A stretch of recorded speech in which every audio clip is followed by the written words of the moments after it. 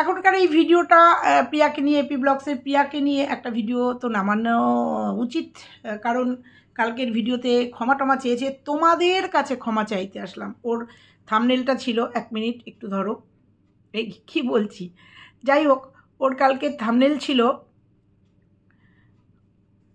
সবার কাছে ক্ষমা আজ চাইতেই হলো। কিন্তু ভিডিওটা কি সবার কাছে ক্ষমা আজ চাইতেই হলো ছিল? বাড়ির বউ অপমান তো সহ্য করতেই হবে আমাকে, সেই জন্য আজকে এই ভিডিওটা আমার করতে হলো। হ্যাঁ, কালকেই করতাম, কিন্তু কালকে তোমরা জানো হইচই ছিল, একটা হইচই নিয়ে একটা ভিডিও ছিল, সেই জন্য কালকে আর ভিডিওটা করতে পারিনি, রাতেও করতে পারিনি। তো ভাবলাম আজকে এই ভিডিওটা প্রিয়ার জন্যই থাক। সবার কাছে ক্ষমা কেন প্রিয়া? সবার কাছে কেন? এই থাম্বনেলটা কেন দিয়েছো? কিন্তু তুমি ভিডিওর ভেতরে বোঝাতে চেয়েছো শাশুড়ির কাছে ক্ষমা চেয়েছো। চলো আজকে তোমার এই ভিডিওটা নিয়ে আজকে ভিডিও করব। তার সঙ্গে টিনা সেন আমাকে একটা প্রশ্ন করেছে, একটা কমেন্ট করেছে, কালকেই কিংবা পরশু দিনের ভিডিওতে করেছে। আমি স্ক্রিনশটটা রেখে দিয়েছি, কারণ অনেক সময় কমেন্ট চলে যায় তো সরে যায়, পরে আর খুঁজে পাই না। তো টিনা সেনকে নিয়ে তো অনেক কিছু হয়ে গেছে, অনেক পাহাড় পর্বত হয়ে গেছে। তো সেই জন্য টিনা সেনের আজকে একটা কমেন্ট পড়ব, উত্তর দেব টিনা সেনকে। আর তার সাথে আজকে প্রিয়াকে অনেকগুলো কথা বলবো। কারণ দেখো, তোমরা যদি সোশ্যাল মিডিয়াতে এসে তোমাদের বাড়ির কথাবার্তা বলো, তাহলে আমরা জানতে পারি, এটা একদম সত্যি কথা। তোমরা যদি যাই দেখাও না কেন, যেটাই নেগেটিভ পজিটিভ ঝগড়া অশান্তি দেখাও, সেগুলোই কিন্তু আমরা জানতে পারি। আর সেইভাবেই কিছু ভিউয়ার্স আছে আমাদের এসে বলে দেয়। তো সেরকমই তোমরা যা বলবে তার উপরে কিন্তু আমাদের ভিডিও হবে, আমরা সমালোচনা করতে বলবো। আর সত্যি কথাই, তোমার শাশুড়ির কথা যত কম বলা যায় তত ভালো হয়। কারণ যে মানুষটা তার অসুস্থ শ্বশুরের একদিনের জন্য সেবা করে না, যে শ্বশুর, যে মানুষটা স্বামীর পাশে 1 ঘন্টা সময় দেয় না, যে একদমই একটা অতিথির মতো থাকে, এবং মরে যাওয়ার পরে যে শাশুড়ি গোবর ছড়া দেয়, যে স্ত্রী স্বামীর মৃত্যুর সময় গোবর ছড়া দেয়, সে যে পাড়ায় গিয়ে সমালোচনা করবে না, সেটা বলার অপেক্ষা রাখে? কারণ এর আগেও দেখেছি, এবং যেহেতু তোমাদের বাড়িতে 3-4 জন ব্লগার, এবং সেই ব্লগিংয়ের মধ্যে দেখা যায় তোমার শাশুড়ি যখন, তোমার শ্বশুর বেঁচেও ছিলেন, যখন এসেছিল একদম অসুস্থ অবস্থায়, তো শেষের সময় যখন এসেছিলেন, তখন দেখা গেছে তিনি এবারই ওবারই ঘুরে বেড়াচ্ছেন, এবারই ওবারই খেয়ে বেড়াচ্ছেন। সেগুলো ভিডিওতে আমরা দেখেছি, অন্যের ভিডিওতে, অন্যান্য ভিডিওতে। অতএব, আর উনি যে কেমন, ওনার বডি ল্যাঙ্গুয়েজ বলে, বডি ল্যাঙ্গুয়েজে বোঝা যায়। কারণ কালকে বড় বউয়ের ভিডিও এসছে, সেই বড় বউয়ের কর্মব্যস্ততা দেখেছি। কিসের কর্মব্যস্ততা? যার স্বামী চলে গেছে, তাই স্বামীর শ্রাদ্ধ শান্তিতে তার কর্মব্যস্ততা দেখেছি। কি প্রচণ্ড সে অ্যাক্টিভ ছিল, কিসের কাজে? শ্রাদ্ধের কাজে। আর সে পাড়ায় গিয়ে তোমার যে নিন্দা করবে না, এটা বলার কোনো জায়গাই নেই। তো করতেই পারে, কারণ ওই যে তেলা মাথায় তেল দেওয়া মনুষ্য জাতির স্বভাব, আমারও সেই একই স্বভাব বোধহয়। ওই জন্য যে বুঝতেই পারছো কেন এই কথাটা বললাম। তোমরা দেখেছো যে প্রিয়ার ভিডিওতে কিন্তু শাশুড়িকে সেইভাবে একটু আধটু দেখা গেছে, যে নাকি নিজের সদ্যজাত নাতিকে একবারের জন্যও দেখা যায়নি তাকে কোলে নিতে, বা তাকে একবারও বলা যায়নি, বলেনি ঠিক আছে তুমি চিন্তা করো না, লোক নিয়ে তুমি ভেবো না, আমি তো আছি, তুমি সংসারে কাজ করো, বা তুমি তোমার ইউটিউবের কাজ করো, আমি রাখবো, আমার নাতি আমার বংশধর। দেখা যায়নি। তো চলো, এই সবটা নিয়ে আজকের ভিডিও। নিশ্চয়ই তোমাদের ভালো লাগবে, আর ভালো লাগলে মূল্যবান মতামত অবশ্যই আমার কমেন্ট বক্স খোলা থাকবে, কমেন্ট করে যাবে। সবটা নিয়ে আজকে। বন্ধুরা, কেমন আছো তোমরা? নিশ্চয়ই ভালো আছো, আমিও ভালো আছি। তবে একটা কথা অগ্রিম তোমাদের জানাই, কালকে আমাকে আবার কলকাতা যেতে হবে। যে দিদিকে নিয়ে গেছিলাম নবীতে, ওই যে অ্যালার্জির জন্য যে নিয়ে গেছিলাম, রিপোর্ট সব চলে এসছে। তোমরা দেখেছো, যারা দেখেছো তারা জানো যে নবীতে গিয়ে আমরা ব্লাড দিয়ে এসেছিলাম। তারপরে ওর একটা সিটি স্ক্যান দিয়েছিল, সেটা ও করে এসছে। একদিন কলকাতায় গেছিলো ওর নিজস্ব কারণে, কাজে ও করে এসছে। তো এই সবটা নিয়ে কালকে রিপোর্টস দেখাতে যাব, ডাক্তারের অ্যাপয়েন্টমেন্ট নিয়ে নিয়েছি। কালকে হয়তো সারাদিন ব্যস্ত থাকবো, হয়তো সকালের একটা ভিডিও যাবে, তারপরে হয়তো সারাদিন আর আসতে পারবো না ক্যামেরার সামনে। কারণ ওই যে বললাম, কালকে সারাদিন আবার কলকাতায় কাটবে, রাতে ফিরবো। তো এইটুকু বলে গেলাম। এবার মূল পর্বে আসি। কালকে এপি ব্লগসের প্রিয়া একটা দিয়েছে, থাম্বনেল দিয়েছে, সবার কাছে ক্ষমা চাইতে আসলাম। ক্লিক বেট আমরা সবাই খেলি, সেখানে বড় বড় ব্লগাররা খেলবে না, এটা নতুনত্বর কিছু নেই তো। কিন্তু অনেকেই বলছে কমেন্ট বক্সে, ক্ষমাটা তোমার অন্য কারুর কাছে চাওয়া উচিত, আর তোমার দেখেই তোমার ক্লিক করেছে যে তুমি ক্ষমাটা অ্যাকচুয়ালি কার কাছে চেয়েছো। অনেকেই ভেবেছে যে 13 দিন বাদে যে প্রমাণটা তুমি দিতে চেয়েছো সেই জন্য তুমি প্রশ্নই আসে না ক্ষমা চাওয়ার। এখানে ক্ষমা চাওয়ার কথা তো তুমি বলোই নি, আর প্রশ্নই আসে না।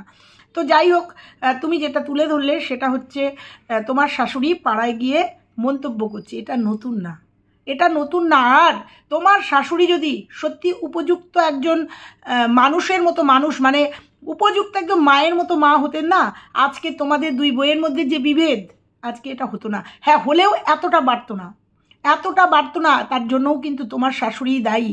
তোমার শাশুড়ি তোমাদের ভিডিওতেই বোঝা গেছে, জানা গেছে, বা অন্য কোনো ভিডিওর কমেন্ট বক্সে উঠে এসেছিল, তোমাদের দুই বইয়ের বাপের বাড়ি থেকে লোকজন আসলে উনি পছন্দ করতেন না। সেটা একদম পরিষ্কার আমাদের ভিডিওর মাধ্যমে, কমেন্টের মাধ্যমে আমাদের কাছে এসছে যে কেউ যদি আসতো উনি একদমই পছন্দ করতেন না, এবং সেই জন্যই বাপের বাড়ি থেকে লোকজন কমই আসতেন। এটা কিন্তু তোমাদের ভিডিও থেকেই পাওয়া শব্দ, সেখান থেকেই বললাম।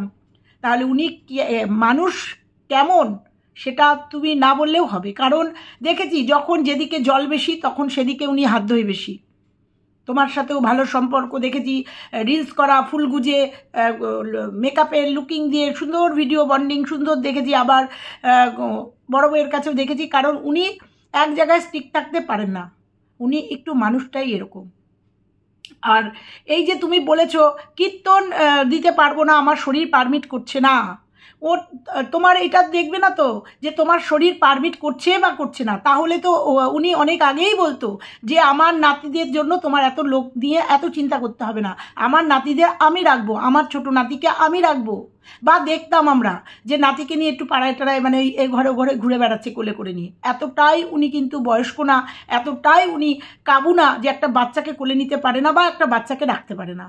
যেখানে আমরা দেখেছি একটা 70 ঊর্ধ্বে বয়স্ক একজন মানুষ খুশকে মানে রাখার জন্য রাখা হয়েছে, ঠিক আছে। সেখানে তুমি যেখানে নাকি হয়তো বড় বউ ফ্ল্যাটে চলে যেতে পারছে না কারণ তার ছেলের পড়াশোনা আছে, সবাই তো আর তোমার মতো না, প্রিয়াকে বলছি, সবাই তো তোমার মতো না যে ছেলের চিকিৎসা, ছেলের দিকটা, ছেলের স্কুলটা তুমি চিন্তা না করেই অনেক ডিসিশন নিয়ে নাও। বলতে আজকে বাধ্য হচ্ছি, অনেকেই কমেন্ট করছে, অনেকেই ভিডিও করছে 25 তারিখ কেন, তুমি একটা প্লেনের টিকিট কেটে অবশ্যই পুনেতে পাঠাতে পারতে, এটা একদম ন্যাচারাল সত্যি কথা। কারণ ফার্স্ট প্রায়োরিটি, আবারও বলছি, ফার্স্ট প্রায়োরিটি তোমার ছেলে হওয়া উচিত ছিল। সেটা তো বড় বউয়ের ক্ষেত্রে দেখেছি, ফার্স্ট প্রায়োরিটি তার ছেলে, এবং সেই ছেলের জন্যই সে দেখেছি পরীক্ষা দিতে নিয়ে যাওয়া, তার শ্বশুরকে দেখেও ঘরের ঢালাই হয়েছে তবুও তার ছেলেকে নিয়ে যাতায়াত, এটা কোনো অন্যায় না, একটা মায়ের এটাই ডিউটি হওয়া উচিত। এবং সব শেষে শ্রাদ্ধ শান্তি সব হয়ে গেছে, যদিও এখনও তোমাদের কি বলে অস্থি বিসর্জন হয়নি, সেক্ষেত্রে তার ছেলের জন্য, সন্তানের জন্য সে হয়তো তাড়াতাড়ি করে ফ্ল্যাটে যাবে, এটা ন্যাচারাল কথা। আর সেই জন্য হয়তো এই কীর্তনটা না দিলে বেরোতে পারছে না, সেই জন্য শাশুড়িকে দিয়ে হয়তো শাশুড়িকে বলেছে তাড়াহুড়ো করে যার জন্য কীর্তনের ব্যবস্থা। সেই জন্য তোমার শরীর থাক আর যাক, কীর্তন ওনাকে দিতে হবে। তারপরে ওদের শরীর মানে কাকি শাশুড়ি, ওনার তো কাকি শাশুড়ি মারা গেছে, তাদের বাড়িতে কীর্তন হয়ে গেছে, অস্থি থাক, অস্থি বিসর্জনটা পরে হবে, আগে কীর্তনের ব্যবস্থা করতে হবে, কারণ আর এক নাতি স্কুল অফ হয়ে যাচ্ছে, এটা তো ন্যাচারাল কথা, তাই না? ওই জন্য সেই কথাটা নিয়ে রংচং করে পাড়ায় বলবে, এটা নিজের দোষটাকে ঢাকার জন্য, এটা নতুন কিছু না। কারণ তুমি বললে তোমার পাড়া গ্রামের সব লোক, প্রায় লোক তোমার ভিডিও দেখে, ভিডিওতে দেখে বুঝতে পারবে যে কীর্তন তোমার বাড়িতে হয়নি, তুমি পারবে না বলেছো, তোমার শরীর পারমিট করছে না বলেছো, যেটা আমাদের চোখে একদম ন্যাচারাল। দীর্ঘদিন তোমার কাজ দেখে যেটা বুঝেছি, তোমার বাড়িতেই শ্রাদ্ধ শান্তি, তোমার বাড়িতেই 13 দিনের হবিষ্যি, তোমার বাড়িতেই ফল কাটা লোকজন সব হয়েছে। হ্যাঁ, কম বেশি এদিক ওদিক হয়েছে, সেটা যার যার ঘরে যে এসছে তার ঘরের কাজ, সেগুলো করতে হয়েছে। কিন্তু কর্তব্য বা এই যে শ্রাদ্ধের কাজটা, হ্যাঁ শ্রাদ্ধের কাজ তো সবাই মিলেমিশেই করে, কিন্তু অনেকটাই পরিশ্রম তোমার উপর দিয়ে গেছে। তারপরেও তোমার দুটো বাচ্চা, একটা অসুস্থ, একটা বাচ্চা, একটা ছোট, সেক্ষেত্রে যখন তোমার গ্রামের মানুষের কাছে নিজের করতে যাচ্ছে, ঢাকতে যাচ্ছে, নিজের হয়তো কোনো এক্সকিউজ দিয়েছে, এই জন্য কীর্তনটা প্রয়োজন, হয়তো কিছু বোঝাতে গেছে, তখন তোমার তো নিন্দা করতেই হবে। এটা তুমি বললেও আমরা বুঝবো, না বললেও আমরা যেমন বুঝবো, আমার মনে হয় তোমার গ্রামের লোকও বুঝে গেছে তোমার শাশুড়ি কেমন। অন্তত তোমার ভিডিও দেখে অন্তত বুঝতে পেরেছে যে মানুষ নাকি নিজের স্বামীর অসুস্থতার সময় পাশে থাকে না, সেই বউ কেমন সেটা আমার মনে হয় তোমার গ্রামের লোককে আর বোঝাতে হবে না। এই তোমার শ্বশুরের মৃত্যু তা একদম প্রমাণ করে দিয়ে গেছে। এতদিন তো প্রমাণ করে দিয়েছেই তোমাদের দুই বউয়ের মধ্যে এই যে অশান্তি, ঝই ঝগড়া, এই যে দূরত্ব, 60% হলেও উনি দায়ী। একটা শাশুড়ি কিন্তু পারে বউদের ভাই মানে ছেলেতে মেয়েতে মানে একটা মাই পারে এই সুন্দর সম্পর্কটাকে বই নিয়ে যেতে। আবার একটা শাশুড়ি বা একটা মাই পারে দুই ছেলের মধ্যে বিভেদ সৃষ্টি করা, বউদের মধ্যে বিভেদ সৃষ্টি করা একটা শাশুড়ি করে, এটাও ন্যাচারাল। কিন্তু আজকের দিনে দাঁড়িয়ে ওই যে 2025-এ দাঁড়িয়ে যারা বুদ্ধিমতী শাশুড়ি তারা ব্যালেন্স করে চলে, কারণ তাদের দুজনকেই দরকার। তার মেয়ে নেই, দুই ছেলের বউয়ের হাতেই কিন্তু তারও সবটা। অতএব ব্যালেন্স করে চলাটাই হচ্ছে বুদ্ধিমতীর কাজ, যেটা উনি একদমই করেন না। আর কি বলবো, যার নিজের স্বামীর প্রতি কোনো সম্মান নেই, ভালোবাসা নেই, তার বউদের প্রতি, অন্য বাড়ির মেয়ের প্রতি থাকবে, এটা বলা বাহুল্য। এটা বলার আমার মনে হয় না কোনো দরকার আছে। তো বললাম প্রিয়া, তোমার ক্ষমা চাওয়ার মধ্যে কিচ্ছু নেই। আমার মনে হয় এটা তুমি ভিডিওটা করেছো ঠিক আছে, কিন্তু ক্ষমা কেন চেয়েছো? কি অন্যায় করেছো তুমি ক্ষমা চেয়েছো? ক্ষমা চাওয়ার কোনো প্রশ্নই নেই। উনি যা বলার বলুক। তোমার ভিউয়ার্সরা, তোমার গ্রামবাসীরা আমার মনে হয় তোমার ভিডিও দেখেন যখন, তখন নিশ্চয়ই তোমাকে জানে, তোমাকে বোঝে। আর যারা বোঝে না তারা কোনো দিনই বুঝবে না। তারা আগেও বোঝেনি, তারপরেও বোঝেনি, এখনও বুঝবে না। যারা সমালোচনায় মুখরোচক, সমালোচনার টকঝাল মিষ্টি একদম সমালোচনা করতে বসবে, তারা করবেই। তাদের তুমি ঠেকাতে পারবে না, তাদের তুমি বারণ করতে পারবে না। অতএব তুমি তোমার কাজে সফল হও। হ্যাঁ, একটা কথা ভালো লেগেছে, তুমি বলেছো আমি বারান্দা কি জানো আমার বাথরুমটা করব, বাথরুমটার উপরে ট্যাঙ্কি বসাবো। এটা অনেক আগেও বলেছিলে, ট্যাঙ্কি বসানোর জায়গা নেই, বাথরুমটা ছাদ ঢালাই দিয়ে ট্যাঙ্কি বসিয়ে জল। হ্যাঁ, এটা যে তুমি বুঝতে পেরেছো, সমস্ত ভিউয়ার্স প্লাস কন্ট্রোভার্সি ক্রিয়েটার, আমি আমারটাই বলবো, আবার বলবো না আমার জন্যই তুমি করেছো, না। হয়তো তুমি দেখেছো, হয়তো ভিউয়ার্সরা একই কথা বলেছো, ভিউয়ার্সদের কথাই তো আমাদের মুখে উঠে আসে। হয়তো দেখেছো, দেখে সিদ্ধান্তটা নিয়েছো, তার জন্য তোমাকে অনেক ভালোবাসা। খুব তাড়াতাড়ি এগুলো করো, যেগুলো দরকার খুব তাড়াতাড়ি এগুলো করো। সব থেকে বড় কথা, আগে তোমার ওই যে বাড়িতে অস্থি বিসর্জন দাও। হ্যাঁ, তারপরেও তোমাকে বলেছি, কটাক্ষভাবে বলেছি, খুশকে বাইরে দেবে না। আমি আবার বলছি, শুধু আমার কথা শোনোনি, তুমি টোটাল ভিউয়ার্সদের কথা শুনেছো, এই জন্য তোমাকে ধন্যবাদ। এটা তোমাকে তোমার ভালোর জন্য বলেছে, কারণ ভিউয়ার্সদের কোনো নেই, স্বার্থ নেই তোমার ভিডিও দেখে তোমাকে সাবধান করা। একমাত্র স্বার্থ হচ্ছে তোমাকে ভালোবাসা, খুশকে ভালোবাসা, আর কিচ্ছু না। এই জন্য তোমাকে এই পরামর্শগুলো দিয়ে যায়, প্রিয়া আগে একটা মটন নাও, আগে বাথরুমটা ঠিক করো, এগুলো তোমার ভিউয়ার্সরা বলে যায় তোমাকে ভালোবাসার জন্য। বোঝাতে পারলাম? মনে হয় বোঝাতে পারলাম। তো অতএব যেগুলো ফার্স্ট প্রায়োরিটি, যেগুলো করতে হবে, যেগুলো দুমদাম করো। আর আবারও বলছি, অন্নপ্রাশন ভালো করে শুনে নিয়ে অন্নপ্রাশনের ব্যাপারটা করো। আমি জানি না অন্নপ্রাশনটা তুমি 1 মাসের মধ্যে দিতে চাইছো কিনা। 1 মাসের আগে কিন্তু কোনো ওষুধ ওঠে না, ঠিক আছে? কাল ওষুধ, আর কাল ওষুধ তো 1 বছর অবধি থাকে। যাই হোক, যেটা তুমি ভালো বুঝবে সেটা তুমি করবে। কিন্তু ভালো লাগলো খচ্চর কথাটা দেখো, এক দেশের গালি আর এক দেশের বুলি, এটাও তোমাকে কমেন্ট করেছে অনেকে, আমাকেও করেছে। তো অবশ্যই তাই, কিন্তু সব সময় এক দেশের গালি আর এক দেশের বুলি আমরা কি ব্যবহার করতে পারি? দেখো, শব্দ চয়নের মাধ্যমে ব্লগাররা তাদের ব্লগিংটাকে সুন্দর করে ফুটিয়ে তোলে। আমরা দৈনন্দিন জীবনে অনেক কিছু ইউজ করি, রেগে গেলে আমরা বাচ্চাদের অনেক কিছু বলি, শয়তান জানোয়ার বলি না? বলি তো, অনেকে বলে, শুনেছি, আমি কোনোদিন বলিনি কিন্তু শুনেছি। এত রেগে গেছে পড়া পারছে না বা পড়ছে না, জানোয়ার শয়তান বলি। কিন্তু একটা ব্লগারের মুখ দিয়ে যখন একটা বাচ্চার ক্ষেত্রে এটা উঠবে, সেটা ভালো লাগবে না। আমার একজন পরিচিত আছে, এবং আমার খুব কাছের মানুষ বলতে পারো, পরিচিত একজন বয়স্ক মানুষ, সে তার ভালোবাসার ডাকই ছিল শুয়োরের ড্যাশ। বুঝতে পেরেছ?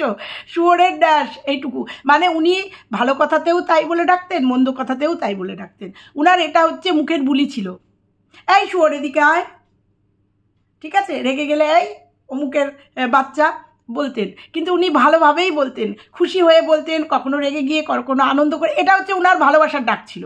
কিন্তু ওইটা যদি অন ক্যামেরায় কেউ ডাকে সেটা শোভনীয়? কখনো না। তো ওটা আমাদের শুনতে শুনতে অভ্যাস হয়ে গেছে যে উনি এইভাবেই ডাকেন, এইভাবেই কথা বলেন, তাই না? তো ওই জন্য তোমার রাজবংশী ভাষা বললে তোমার ভাষা হতেই পারে, কিন্তু তুমি যখন একটা ব্লগিং করছো তাহলে তোমাকে রাজবংশী ভাষাতেই করতে হবে, ভিডিও করতে হবে, আমরা ওইভাবে দেখে অভ্যস্ত হয়ে যাব। কিন্তু তুমি তো তা করো না। তোমার বাপের বাড়ির ভাষা আমাদের মতো এরকম নর্মাল ভাষা, সেই ভাষাতে তুমি ভিডিও করো। ওই জন্য আমি জানি খচ্চর বাচ্চাদের অনেক সময় বলে খচরামি বা দুষ্টামি, প্রচণ্ড দুষ্টুমি করছে, এই খচরামি করিস না বলি, কিন্তু সেটা খারাপভাবে না। কিন্তু কথাটা যখন তুমি বলছো শুনতে খারাপ লেগেছে। আমার আবার একটু শুনতে খারাপ লাগলে আমি বলতে আসি, তো যেমন মন্দিরাকে নিয়ে বললাম না, শুনতে খারাপ লাগে। ওই যে বললাম শ্রুতি মধুর, ব্লগারদের মুখ থেকে শ্রুতি মধুর, এটা আমরা শুনতে চাই। তো যাই হোক, সেটাও তুমি ভুল স্বীকার করে নিলে, বলে নিলে, এটাও ভালো লাগলো। এই জন্যই তো প্রিয়া, ভুল হলে অকপটে এসে স্বীকার করে যায়। কিন্তু তুমি যে শাশুড়িকে নিয়ে বলেছো, এইটা মানতে পারবো না। কারণ ওনার কাছে ক্ষমা চেয়েও কিছু করতে পারবে না, ভালোবেসেও কিছু করতে পারবে না। উনি ওই পাত্রটা, উনি হচ্ছে জলের মতো, ওনাকে যে পাত্রে রাখবে উনি সে পাত্রের আকার ধারণ করবে। বুঝতে পেরেছো? এইটাই হচ্ছে। আর এটা হয় জানো তো, যাকে বেশি করার চেষ্টা করো না, মন পাওয়ার চেষ্টা করো না, তার মন কোনো দিনই পাবে না। অথচ অন্যদিকে দেখা যায় যে তাকে এত পাত্তাই দেয় না, সে আছে থাক ঠিক আছে, কিন্তু তার কাছেই বারবারে ঘুরে ঘুরে যায়। এটা হয়, এটা তোমাদের সংসারে না, এটা অনেক সংসারে। যে যে সন্তানটা একটু ভালো চাকরি টাকরি করে, একটু সচ্ছল, সেক্ষেত্রে না মা বাবার একটু দুর্বলতা বেশি হয়। এটা তোমার সংসারে বলে না, এটা অনেক সংসারে দেখেছি। তো যাই হোক, ভিডিও অনেক বড় হয়ে যায়। তো তোমার কটা কমেন্ট পড়ি, 2-3টে কমেন্ট পড়বো। যে তোমার ভিউয়ার্সরা কি বলেছে, ওনাকে কোনো দিনই তুমি ওনাকে কোনো দিনও খুশকে কোলে নিতে দেখলাম না। আশ্চর্য ঠাকুমা, একদমই তাই, একদমই তাই। ওনার কথা আর বলো না, স্বার্থপর মহিলা, বরং নিজের মায়ের যত্ন নাও। একদমই তাই। কারণ আমরা দেখেছি সুখে দুঃখে আপদে বিপদে প্রিয়ার মা কিভাবে ঝাঁপিয়ে পড়ে, প্রত্যেকটা মেয়ের মাই করে। কিন্তু ওর মা এই যে অসুস্থ অবস্থায় যেহেতু দেখেছে মেয়ে পেরে উঠছে না, উঠে এসছে, সেরকম পাশাপাশি ওটাও তো ঠাকুমা, বাচ্চাটার উত্তরসূরি বলে না, বংশধর। সেখানে ঠাকুমার দিদিমার পার্থক্যটা কোথায়? কিন্তু এখানে এই ঠাকুমাকে বিরল মানুষ দেখেছি। তো যাই হোক, তারপরে পড়ছি, তোমার মায়ের যত্ন নাও, অবশ্যই নেবে।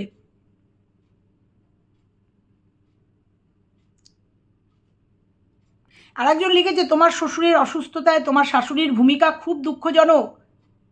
প্রত্যেকে বলবে এই কথাটা।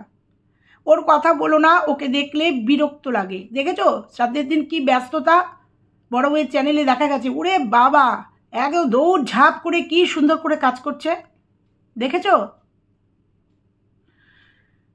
আচ্ছা, ভিডিও ভালো হয়েছে। যে সামান্যতম দায়িত্ব কর্তব্য করে না, সে বাড়ি বাড়ি বদনাম করবে, কারণ তার নিজের, একদমই তাই, তার নিজের দোষটাকে ঢাকতে হবে কি না। তোমার শাশুড়ি হয়েছে সেই অবস্থা। ভিউয়ার্সরা অন্ধ না, তারা সবই বোঝে। শ্বশুর অসুস্থতা থেকে নিয়ে এখন পর্যন্ত দায়িত্ব কর্ম, রান্না বান্না করে সবাইকে খাওয়ানোর সব তো একাই হাতে করেছো। পাশে কেউ তো নেই তোমার। ছোট্ট বাচ্চা নিয়ে কি হয়রানি অবস্থা। কঠিন পরিস্থিতিতে তোমার মাকে শুধু দেখেছি অসুস্থ শরীর নিয়ে তোমাকে যতদূর সম্ভব সাহায্য করতে। তোমার মায়ের প্রতি তোমার কর্তব্য রয়েছে ওনাকে ডাক্তার দেখানোর সাহায্য করা। উনি অসুস্থ শরীর নিয়েও যথেষ্ট সাহায্য করেন তোমাকে। নিজের শরীরের খেয়াল রাখো, আয়ুষবাবুর জন্য দোয়া রইল। একদমই তাই। তবে একটা কথা আজকে প্রিয়া স্বার্থপরের মতো বলে যাব, যতই করো মন তুমি পাবে না, আর এটা সম্ভাবনা দেখেছি। তবে এইবার যেটুকু করবে বুঝে করবে, নিজের নিজের প্রয়োজনটা মানুষকে বুঝতে দাও তোমার প্রয়োজনটা মানুষকে। এইটুকু বললাম। বুদ্ধিমতী মেয়ে বা ভিউয়ার্সরা তোমরা নিশ্চয়ই বুঝেছো।